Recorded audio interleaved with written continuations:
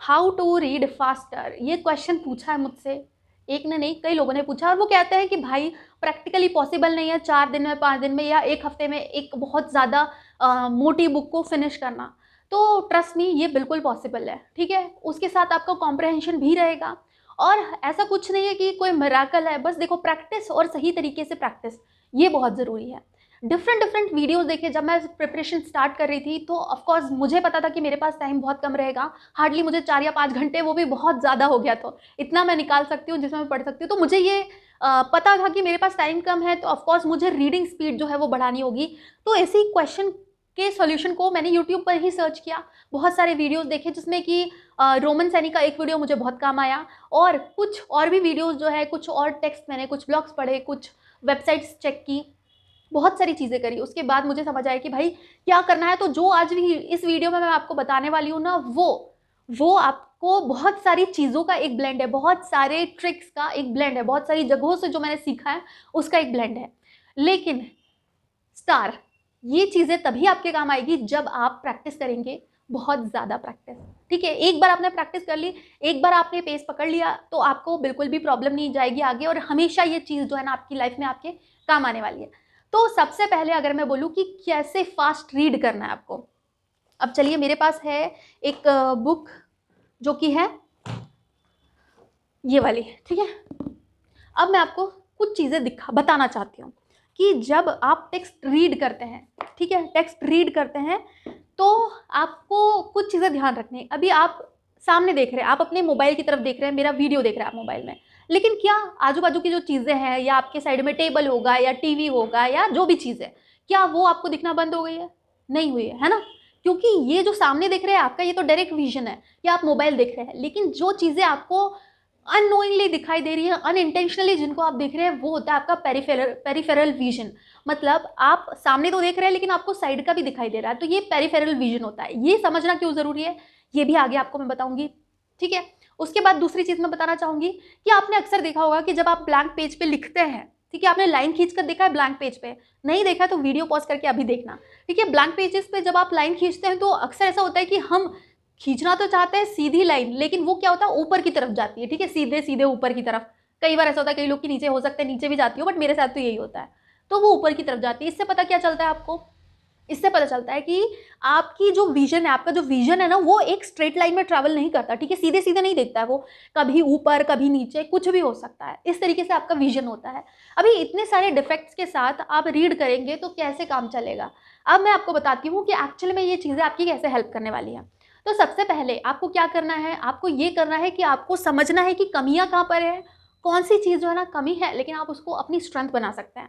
सबसे पहले देखो, एक पेज है, एक पेज जो मैं आपको डिस्प्ले पर दिखाऊंगी, उसमें आपको क्या करना है, इस पेज को रीड करना है। कितनी बार? कम से कम 15 बार पेज को रीड करना है। लेकिन किस तरीके से, पहला वर्ड और आखिरी वर्ड जो है ना लाइन का, आपको उसको नहीं पढ़ना है, ठीक है। हो सकता है 1-2 बार आपको दिक्कत हो, लेकिन आप ऐसे 3-4 बार कोशिश करेंगे तो फिर आप इजीली उसको कर पाएंगे। पहला वर्ड और आखिरी वर्ड जो है हर लाइन का, वो आपको छोड़ देना है, बीच बीच का पढ़ना है। ये पहला हो गया। इसको 10 से 15 टाइम्स आपको करना है, छोटा सा पेज है, ज़्यादा टाइम नहीं लगेगा। तो ये है वो पेज जो आपको रीड करना है। इसमें आपको वाइल छोड़ देना है, और लास्ट में आपको सर्टेन छोड़ देना। तो इस तरीके से आप हर लाइन में पहला और आखिरी वर्ड जो है ना वो छोड़ते जाएंगे, और बीच में जितना भी दिया हुआ है उसको रीड करेंगे। ये चीज़ हो गई। फिर इसके बाद है सेकेंड पेज, ठीक है। सेकेंड पेज जो है ना, उसको आपको 2 वर्ड आगे के, 2 वर्ड पीछे के, ये छोड़ के रीड करना है। बीच में जो है ना 2 वर्ड आगे और 2 वर्ड पीछे का छोड़ के जो बीच में है उसको रीड करना है। इसको भी आपको थोड़ा सा परेशानी होगी स्टार्टिंग में, लेकिन आप फिर इवेंचुअली करने लगेंगे। अब क्या करना है, अब आपको हर लाइन में 2 वर्ड्स छोड़ने हैं, और बीच के जो वर्ड्स हैं ना वो पढ़ने हैं। हालांकि आपको लगेगा कि यार ये थोड़ा डिफिकल्ट है, पर फिर भी थोड़े टाइम बाद आपको रियलाइज़ होगा कि जो 2 वर्ड आप छोड़ रहे हैं ना, वो भी एक्चुअली आप पढ़ रहे हैं विदाउट इन्वेस्टिंग टाइम।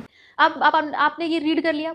अभी ये क्या करता है, अब जब आप बीच का पढ़ते हैं तो आपने देखा होगा कि आपको कंपैरेटिवली कम टाइम लगा, ठीक है। क्यों लगा? क्योंकि आपने 2 वर्ड इधर के, 2 वर्ड इधर के छोड़ दिया।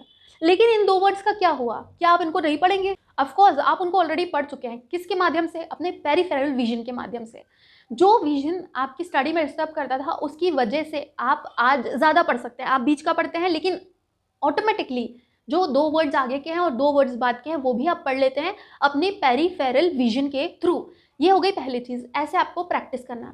दूसरी चीज़, जब भी आप पढ़ते हैं तो आपके पास होना चाहिए एक पेंसिल, पेन या पॉइंटर या जो भी आप उसको कहे, ठीक है। उससे आप जब भी उंगली रख के पढ़ते हैं तो आपने देखा होगा कि आप थोड़ा फास्ट रीड कर सकते हैं।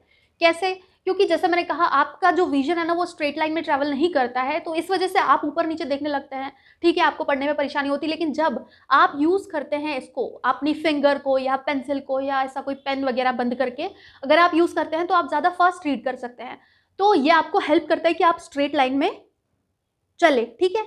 जिस वक्त पे आप रीड कर रहे हैं, आपको क्या करना है, आपको सब वोकलाइजेशन नहीं करना है। जब मैं रीड करती हूँ तो मैं सब वोकलाइजेशन नहीं करती हूँ, उससे मेरा टाइम बचता है। कैसे? देखो, जब आप कोई पैराग्राफ रीड करते हो, कोई भी लाइन रीड करते हो, तो पहले आप रीड करोगे, उसके बाद अपने मन में बोलोगे, तो दिस इज कॉल्ड सब वोकलाइजेशन। तो जब आप सब वोकलाइजेशन करते हो तो आपका टाइम वेस्ट होता है, ठीक है। कहीं ना कहीं आप उसको इमेजिन करने लगते हो। अगर मैं, देखो, मैंने एक बुक की एक लाइन पढ़ी कि the freedom entitles every citizen to move freely throughout the territory of the country। ये लाइन मैंने पढ़ी। अभी मैंने इसको पढ़ा और मैं इमेजिन करने लगूंगी कि कोई सिटीजन है जो थ्रू आउट कंट्री, जो है ना, कंट्री की पेरिफेरी में घूम रहा है, ये मैं इमेजिन करने लगूंगी, ये मैं अपने दिमाग में बोलने लगूंगी। दिस इज कॉल्ड सब वोकलाइजेशन। इससे भी आपको बच के रहना है। आप पहली लाइन रीड करी, इमीडिएटली आपको दूसरी लाइन शुरू करना है, ठीक है। दिमाग में दोबारा बोलना नहीं है, सब वोकलाइज करना नहीं है। तो ये कुछ टिप्स और ट्रिक्स है, ठीक है। सबसे पहले आपको कुछ पॉइंटर या कुछ भी यूज करना है, ठीक है। दूसरा है कि आपको अपना पेरिफेरल विजन यूज करना है। ये याद रखें कि पहले का एक या दो वर्ड और लाइन के आखिरी का एक या दो वर्ड आप छोड़ के रीड करें। दूसरा ये हो गया। तीसरा, आप जो है ना सब वोकलाइज ना करें चीज़ों को, तो आप फास्ट रीड कर पाएंगे। अभी ये तो हो गया थोड़ा सा थियरी वाला पार्ट। अब प्रैक्टिकल वाला पार्ट देखते हैं। कुछ वेबसाइट्स है जो कि हेल्प करती है आपकी रीडिंग टेस्ट में, तो वो जो लिंक है वो मैं आपको डिस्क्रिप्शन में दे दूंगी। आप जाकर वहाँ पर अपनी रीडिंग और कॉम्प्रहेंशन का टेस्ट ले सकते हैं कि कितनी फास्ट आपकी रीडिंग है, ठीक है। ऑन एन एवरेज 300 पर वर्ड्स पर मिनट जो ना एवरेज रीडिंग स्पीड होती है, इससे कम भी होती है लोगों की, इससे ज़्यादा भी होती है, ठीक है। और अगर आपकी इससे ज़्यादा है तो आप एक अच्छे रीडर हैं और आप बन सकते हैं, ऑफकोर्स बन सकते हैं। और इन सारी चीज़ों को अप्लाई करना है आपको और वीडियो में आके बताना है आपने कितना देर ये चीज़ की प्रैक्टिस करी है और आपको इससे कितनी हेल्प मिली है रीड करने में। So that's it for now. और ज़्यादा से ज़्यादा बुक्स पढ़िए, ज़्यादा से ज़्यादा प्रैक्टिस कीजिए और ज़्यादा से ज़्यादा मार्क्स लेकर आइए और जल्दी से जल्दी सेलेक्ट होइए। All the best.